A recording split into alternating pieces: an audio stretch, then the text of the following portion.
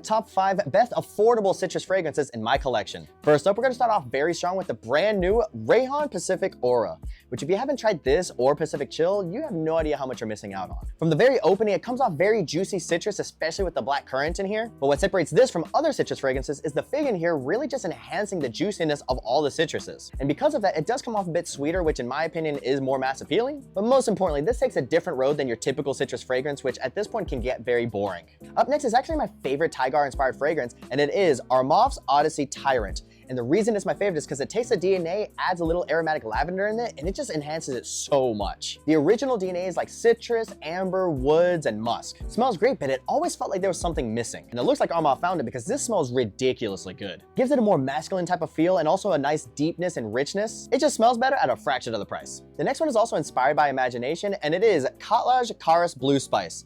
And when this first came out, it was extremely popular. And why wouldn't it be? Everyone wants the imagination DNA. However, this one is more bergamot forward, with the black tea taking a huge back step. So if anything, it takes the idea of imagination and kind of makes it its own, much more bergamot forward. Which there's nothing wrong with that, especially considering this is significantly cheaper. It still performs, it still smells great, it's still mass appealing. What more could you possibly want from a cheap citrus fragrance? Next up, I had to put the GOAT in here, CR7 Play It Cool, which this comes off more citrusy, sweet, and aromatic than anything else. Me personally, I like to really wear this during hot summer days or during gym sessions. The aromatics give it a very nice masculine feel, while the citrus and the sweetness really blend well together, and it's very smooth. It's honestly a really enjoyable fragrance that you could realistically wear year-round, but especially during summertime, this is gonna shine. Before we get into the last one, shameless plug, and also a pretty affordable citrus fragrance, my fragrance Costa Azul is still available. It opens up with very nice fresh citruses, the mid is a very nice aromatic lavender, and the base is woody and mango, really all melding together for a very nice blue fragrance with a little tinge of mango to set yourself apart. And if you know anything about citrus fragrances, they usually don't last too long off your skin, but this one does. And on clothes, it performs even better. The main thing about this is that it's a blue fragrance that doesn't smell like anything else out there, and it's definitely gonna have you stand out in a good way. So if all that sounds good to you, get it while you can.